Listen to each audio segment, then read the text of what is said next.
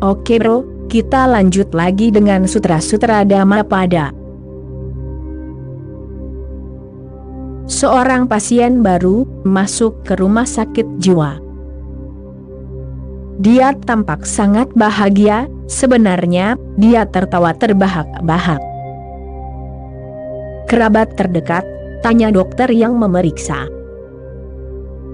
Saudara kembar, jawab pasien itu. Kami adalah saudara kembar identik. Tidak ada yang bisa membedakan kami. Di sekolah dia akan melempar bola ludah dan guru akan menyalahkanku. Suatu kali dia ditangkap karena ngebut dan hakim mendendaku. Aku punya seorang gadis, dia kabur dengannya. Lalu mengapa kamu tertawa? Tanya dokter. Karena aku membalasnya minggu lalu. Apa yang terjadi? Tanya dokter. Aku meninggal dan mereka menguburkannya. Manusia itu gila. Kegilaan bukanlah penyakit, melainkan adalah kondisi normal manusia. Ya, tingkat kegilaan manusia berbeda-beda, tetapi itu bukanlah perbedaan yang besar. Manusia sebagaimana adanya di bumi ini memang gila. Upaya para Buddha adalah untuk membawa kewarasan bagimu, untuk menghilangkan kegilaanmu. Tetapi karena semua orang gila, sama sepertimu, dirimu tetap tidak menyadari kegilaanmu sepanjang hidupmu. Kecuali jika dirimu bertemu dengan seorang Buddha, dirimu tidak akan pernah menyadari kenyataan bahwa dirimu gila. Buddha menjadi cermin, ia memantulkan realitasmu, ia menunjukkan wajahmu, sebagaimana adanya dalam distorsi totalnya. Itu bukanlah cara yang seharusnya dirimu lakukan. Ada sesuatu yang salah secara mendasar, ada sesuatu yang sangat mendasar yang hilang. Manusia dilahirkan dalam keadaan tidak sadar, sehingga apapun yang dilakukannya, membawa semakin banyak kesengsaraan bagi dirinya dan orang lain. Ia menyalahkan takdir, alam, masyarakat, tetapi ia selalu menyalahkan yang lain. Ia tidak pernah mau menerima itu sebagai kesalahannya sendiri. Saat dirimu mengumpulkan cukup keberanian untuk menerima itu sebagai kesalahanmu sendiri, saat dirimu menerima tanggung jawab atas apapun yang dirimu lakukan, seberkas cahaya memasuki dirimu. Dirimu berada di jalur transformasi batin. Sutra-sutra ini ditujukan bagi para bodhisattva. Kini Buddha berbicara kepada para murid yang akan menjadi penolong bagi umat manusia yang siap terjun ke dunia dan membantu orang-orang yang tenggelam dalam kegilaan mereka sendiri. Ia berkata kepada para bodhisattva, ini adalah hal-hal mendasar yang harus kamu mulai dalam ajaranmu.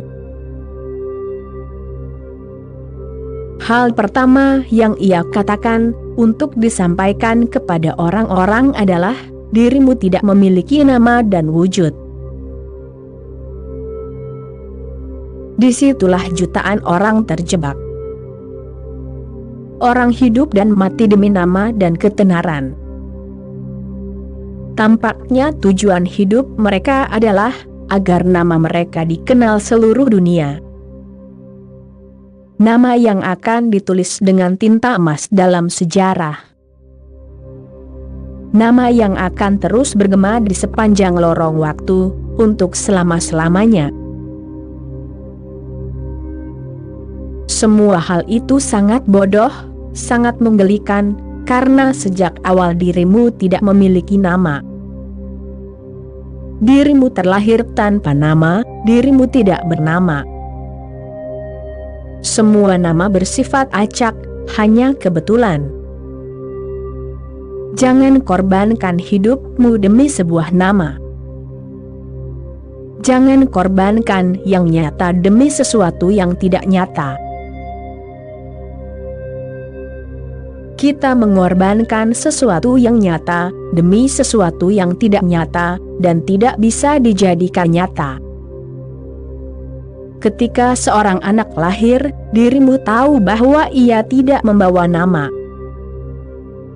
Ia terlahir tanpa nama. Namun tentu saja nama diperlukan. Nama memiliki kegunaan tertentu, tetapi tidak memiliki realitas. Nama bersifat acak. Dirimu bisa memanggilnya apa saja, nama apapun bisa digunakan, X, Y, Z, bisa digunakan. Di era yang lebih ilmiah, ada kemungkinan besar kita akan membuang nama-nama lama ini. Seseorang akan menjadi O11, seseorang akan menjadi X13. Nama-nama akan lebih matematis suatu hari nanti, karena akan lebih tepat. Dan tidak perlu dua orang memiliki nama yang sama, komputer bisa memutuskan. Komputer bisa mengatakan bahwa ini adalah nama baru, tidak ada orang lain yang memilikinya dimanapun di dunia. Saat ini begitu banyak orang memiliki nama yang sama, itu pasti akan terjadi.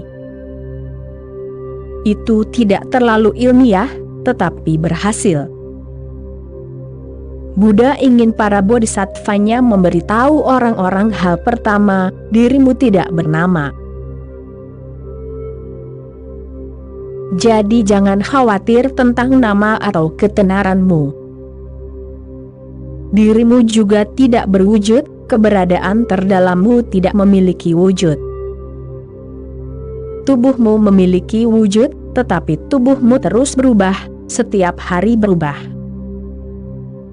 Dalam 7 tahun tubuhmu benar-benar baru, sepenuhnya baru. Bahkan tidak ada satupun sel lama di dalamnya, semuanya terus berubah.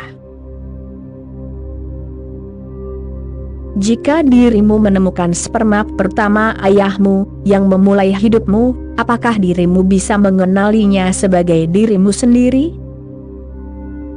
Mustahil. Apakah dirimu bisa mengenali sel telur ibumu sebagai dirimu sendiri? Mustahil. Itu adalah wujudmu suatu hari, tetapi dirimu bukan itu. Dan kemudian dalam waktu 9 bulan di rahim ibu, dirimu melewati banyak bentuk. Para ilmuwan mengatakan bahwa setiap anak melewati seluruh evolusi manusia dengan cepat, sangat cepat. Dari ikan ke monyet hingga manusia, ia melewati semua fase, tentu saja dalam suksesi yang sangat cepat, karena ia harus menyelesaikan seluruh evolusi dalam 9 bulan. Itulah sebabnya anak prematur sedikit terbelakang, karena ia belum berevolusi sepenuhnya. Ia belum mampu menyelesaikan seluruh siklus evolusi. Setiap anak dimulai sebagai ikan di rahim ibu. Apakah dirimu akan mampu mengenali ikan itu sebagai dirimu? Namun dulu itu adalah bentukmu. Apakah dirimu akan mampu mengenali wajahmu saat dirimu lahir? Jika sebuah gambar diperlihatkan kepadamu, mustahil bagi siapapun untuk mengenali, ini aku. Saat ini dirimu memiliki bentuk tertentu, bentuk itu juga akan hilang dengan cara yang sama. Setiap saat ia berubah. namun ada sesuatu yang abadi di dalam dirimu, yaitu kesadaranmu, keberadaanmu. Dirimu bisa menyebutnya jiwamu, atau sebutan apapun yang ingin dirimu gunakan, itu tidak penting. Namun satu hal yang pasti, dirimu tidak memiliki bentuk tetap. Dirimu melewati banyak bentuk.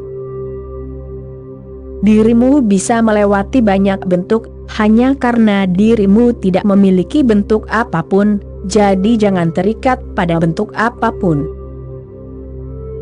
Jangan terikat pada nama apapun, dan jangan terikat pada bentuk apapun. Inilah awal dari parasannya.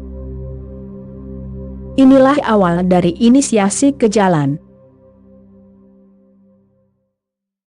Faktanya, dirimu tidak memiliki ayah, dirimu tidak memiliki ibu, dirimu tidak bisa memilikinya.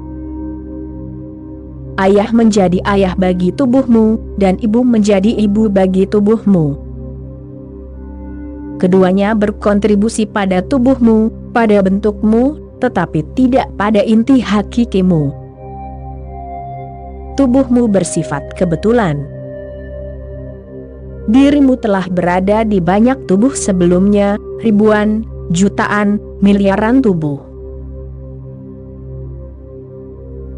Dirimu telah melewati, dirimu telah tinggal di amat banyak rumah, dan ketika dirimu tinggal di rumah tertentu, dirimu menjadi teridentifikasi dengannya. Itulah sebabnya mengapa ada rasa sakit saat kematian. Ingatlah, rasa sakit itu bukan karena kematian, melainkan hanya karena kemelekatanmu dengan tubuh, dengan bentuk. Jika dirimu memahami pesan Buddha, maka tidak akan ada rasa sakit dalam kematian. Jika dirimu tidak melekat dengan nama atau bentuk apapun, maka tidak ada seorang pun yang lahir, dan tidak ada seorang pun yang sedang sekarat. Sebenarnya, itulah makna sebenarnya dari kelahiran Yesus dari seorang perawan. Semua orang dilahirkan dengan cara yang sama. Bukan hanya dirimu tidak memiliki ayah, dirimu juga tidak memiliki ibu. Pada hari dirimu menemukan jati dirimu yang asli, dirimu akan tahu bahwa dirimu melewati ibu dan ayah, dirimu datang melalui mereka, tetapi dirimu tidak diciptakan oleh mereka. Faktanya, tidak ada seorang pun yang memiliki ayah atau ibu. Dirimu adalah makhluk abadi, tidak pernah lahir dan tidak pernah mati. Kematian dan kelahiran adalah episode dalam perjalanan panjang, dalam perjalanan abadi kehidupanmu. Kehidupan tidak dimulai dengan kelahiran, dan tidak berakhir dengan kematian. Namun, hal ini hanya mungkin diketahui jika dirimu menjadi sedikit terpisah dari bentuk yang telah begitu melekat padamu. Dirimu bukanlah laki-laki dan juga bukan perempuan, tubuhmu laki-laki atau perempuan. Dirimu bukanlah laki-laki, dirimu bukanlah hewan, dirimu bukanlah tumbuhan. Ini semua adalah bentuk yang tidak disengaja, hanya lingkar luar, bukan pusat keberadaanmu. Pusat keberadaanmu sama sekali berbeda dari lingkar luar, dan kita telah menjadi begitu melekat pada lingkar luar, sehingga kita telah sepenuhnya melupakan pusat-pusat tersebut. Inilah penyebab dasar dan fundamental dari kegilaan kita. Seseorang yang tidak mengetahui pusat dirinya adalah orang gila. Oke bro, sekian dulu episode kali ini, kita sambung lagi nanti. Terima kasih bro.